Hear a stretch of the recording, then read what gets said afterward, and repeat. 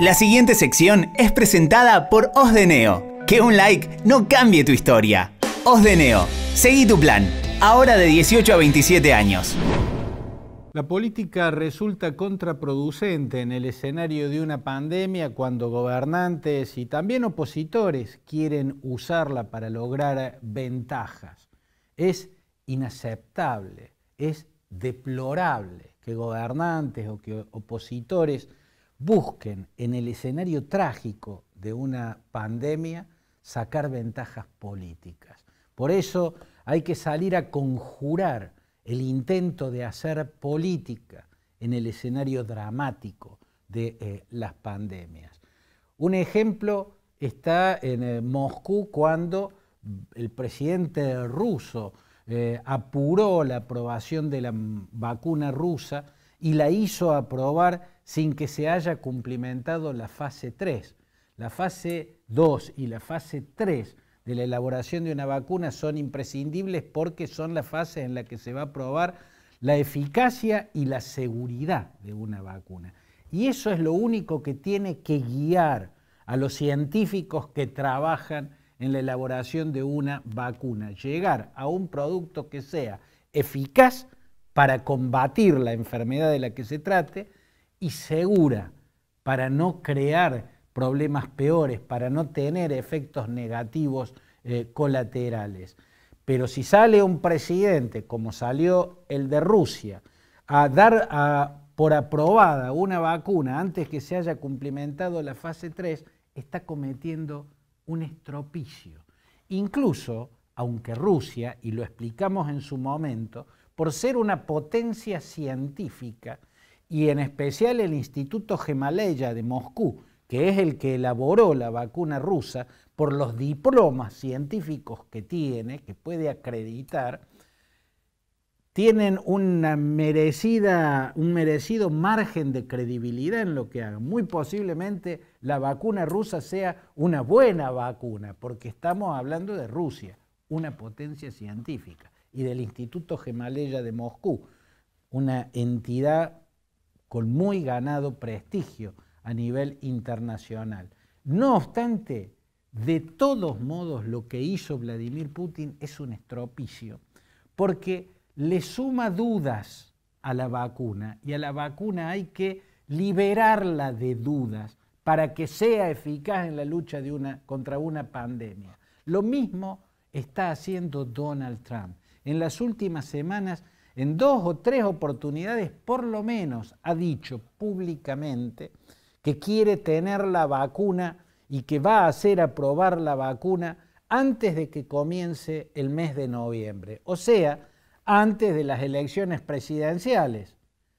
Todas las elecciones presidenciales son el martes después del primer lunes de noviembre, cada 4 años. Por lo tanto, si Trump anuncia que va a hacer aprobar la vacuna antes de que empiece noviembre, está pensando la aprobación de la vacuna en torno a que le sea útil a su reelección en la fecha de los comicios. Esto es un estropicio gigantesco.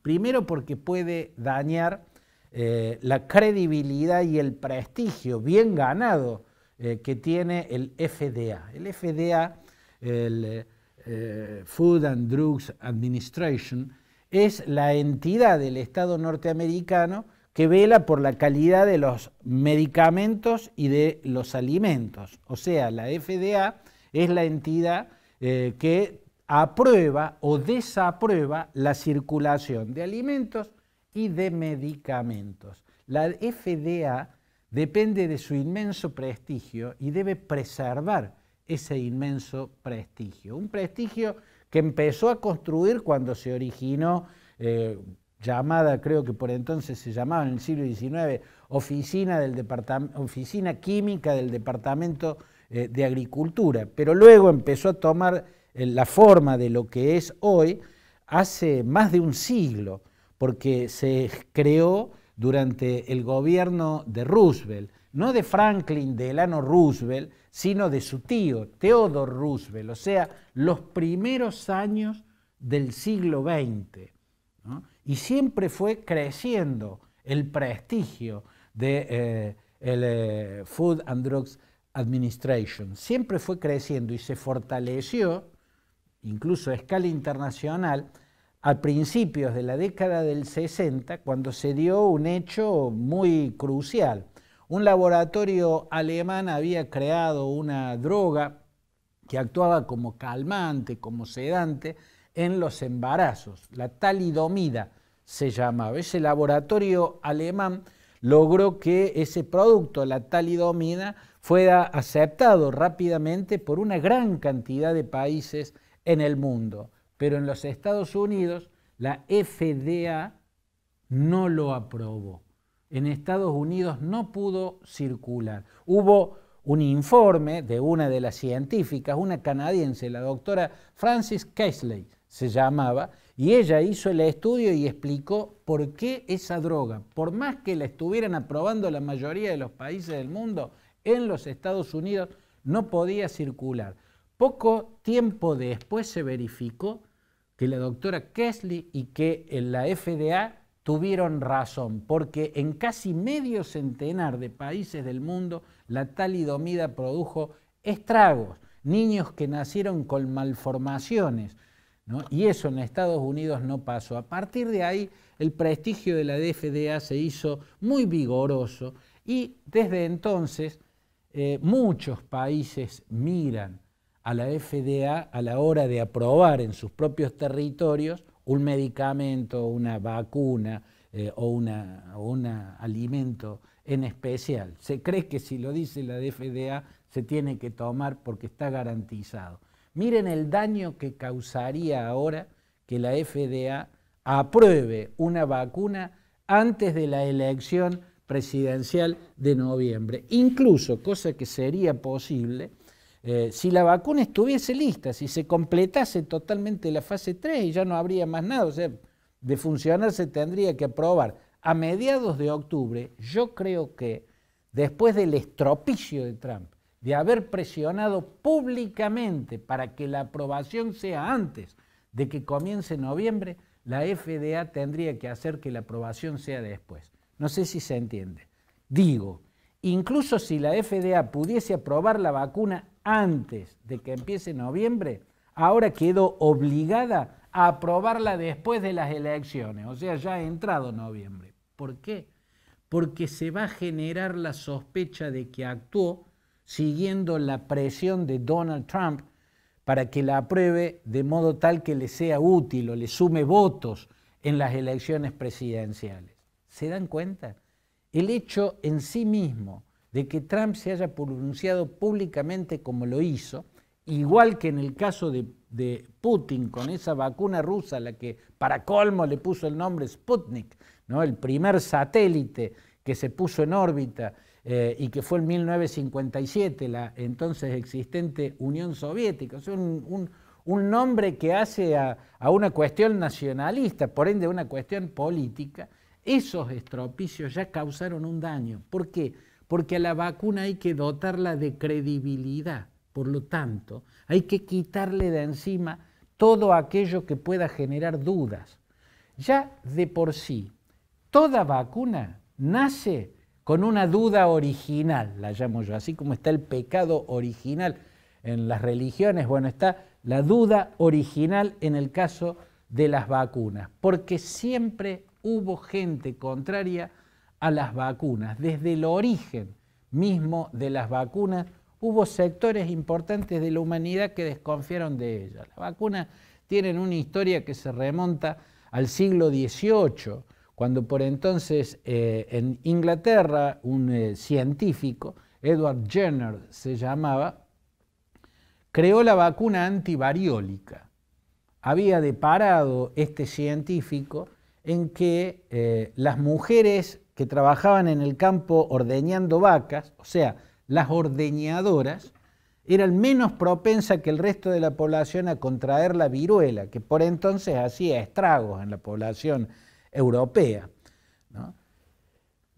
Se puso a investigar por qué las ordeñadoras eran menos propensas a contraer viruela o casi que no contraían viruela, y descubrió que las vacas tenían una viruela mucho más suave que la de los humanos, y que esa viruela suave de las vacas era transmitida a las ordeñadoras, y esa viruela leve, que casi ni llegaba a manifestarse, les daba inmunidad contra la viruela que hace estragos en el ser humano, ¿no? Entonces creo, a partir de esa observación y de la investigación que hizo Renglón Seguido, creó la vacuna antivariólica. Estamos en el siglo XVIII, ¿no? Luego va a venir en el siglo XIX, bueno, el gran aporte de Pasteur, que creó la vacuna antirrábica, y él ahí es Pasteur el que le va a poner el nombre de vacuna, que viene de vaca,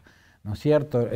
Cuando crea la vacuna contra la rabia. Desde entonces, desde el siglo XIX con Pasteur, bueno, empezaron cada vez a ser más grandes las campañas de vacunación en todo el mundo, pero siempre, desde un principio, hubo sectores de la población que le temieron a las vacunas, que le temen a inocularse, algo que incluye una enfermedad. Siempre hubo sectores antivacunas y son porcentajes significativos, no sé si mayoritarios, creo que no, que bastante menos que mayoritarios, pero son significativos.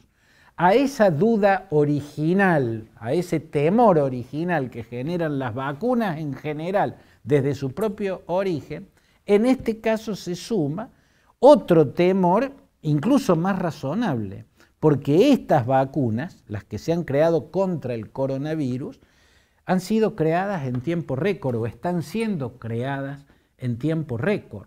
Los procesos que normalmente llevan entre 4 y 7 años, bueno, se están haciendo en un año, en un poco más de un año, e incluso en menos de un año. Las que saldrían en Estados Unidos o la rusa han sido, y la China, han sido vacunas que salieron en menos de un año, igual que la de Oxford, ¿no? A esto lo impone la circunstancia, a esto lo impone la realidad. Lo mejor sería tener 4 años por lo menos para elaborar una vacuna, pero si van a tomar esos tiempos para elaborar una vacuna, entonces hay que afrontar la cantidad de muertes que se van a producir. Por lo tanto, hay que asumir el riesgo. Asumir el riesgo no implica que no se añada al temor original un temor más, el temor a que haya sido hecho demasiadas las apuradas y por ende sea más peligrosa de lo que normalmente son las vacunas.